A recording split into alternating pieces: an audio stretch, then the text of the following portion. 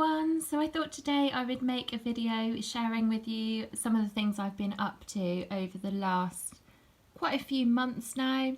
So I haven't mentioned it before on my channel, but I have been doing some work alongside a hedgehog rescue as a soft release site for some of their hedgehogs.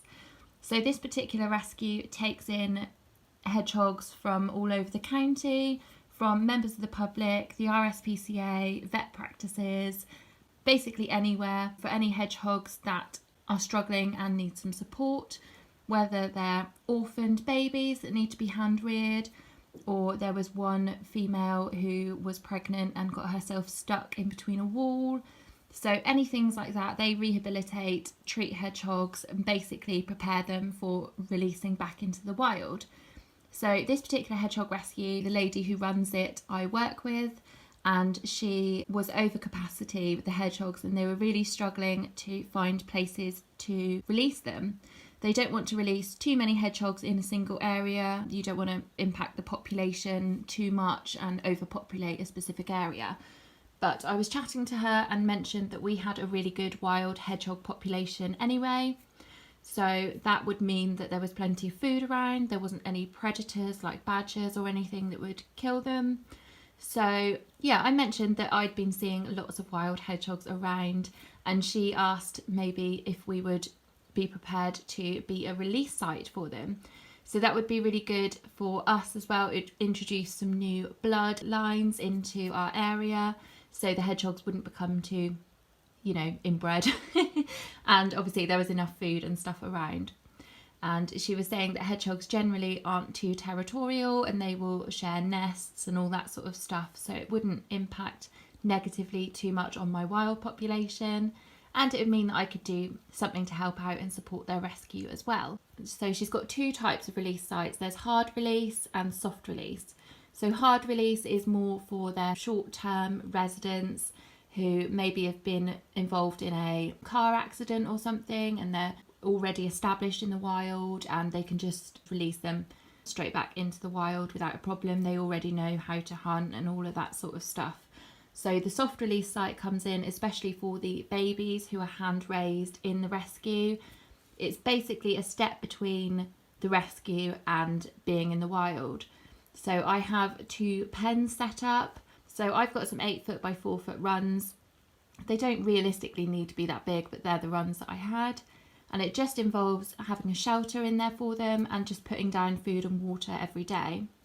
So every day I would put down food and I would weigh them every single day. And once they're up to a certain weight and they're maintaining that weight, then I open the door and they can sort of choose to come and go as they please. So some of the hedgehogs left and didn't come back. Some would come back for their tea for up to a week later, but it's basically just a way of them adjusting to being outside, the weather, all of that sort of thing, because a lot of them are raised in her back garden in this shed, so they haven't actually been out on grass, a lot of them, so they do tend to have a little crisis when they're put out on grass for the first time. So I've actually done this with 6 hedgehogs now, so we're sort of getting to know what we're doing a little bit with it. So I thought I would insert some clips and sort of show you a little bit what we've been doing. I'll show you some clips of her shed as well, which is where we went to pick up the first hedgehog, and then we've been meeting in the middle. She lives a little way away from me, so we've been meeting in the middle and doing like a handover. So I do have some footage of her shed when we went to pick up our first hedgehog, who was Tommy. And I'll put in some little clips or pictures as well of the hedgehogs that we've been rescuing. So they do have a little daub of nail varnish on some of their quills at the back. And that is, so basically we can recognise them. So we did actually see Tommy a couple of days later in our garden. So we could recognise that it was him. So I will also leave their link down below, so if you wanted to donate to their rescue. I know that they're always after donations because they need specialist equipment like incubators, all of that sort of stuff. So previously from their donations they've been able to purchase 2 incubators for the shed, and this is for sort of poorly hedgehogs or really young hedgehogs or just hedgehogs that needs a little bit more support. So the first one we released was Tommy. Then we released Honey, then Artemis, and then probably my favourite, who was Squidge. Squidge we actually went to see when we first went to pick up Tommy, who was the first hedgehog we released. We did actually see Squidge at, I think she was, did she say 5 days old? She was very young anyway when we first saw Squidge, and she was a bit of a character and a little bit of a special one. So Squidge did keep coming back for a little while. Most of them, like Tommy, just went straight away. As soon as the run was open, they just went, and that was it. Some of them did keep coming back. And then more recently, we had 2 sisters, Pumpkin and Pickle. And these little guys were characters as well. One of them was ridiculously tame.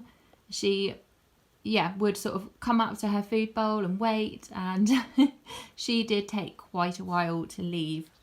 And the other one was quite hissy, but also very friendly. It was very strange. She would come up to you hissing, but demanding food.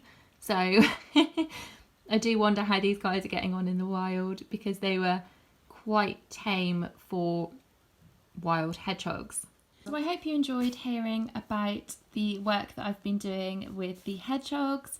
I know hedgehogs aren't something that I generally feature on my channel. I know it's something a little bit different, but I hope you enjoyed seeing the clips. And if you feel like you want to do something for your local rescue, then do contact them. Generally, they're always looking for some sort of support. Don't feel like you have to give money if you can't afford to, but there's always other ways that you can help out as well. So thank you so much for watching. I really hope you enjoyed, and I will speak to you guys soon. Bye!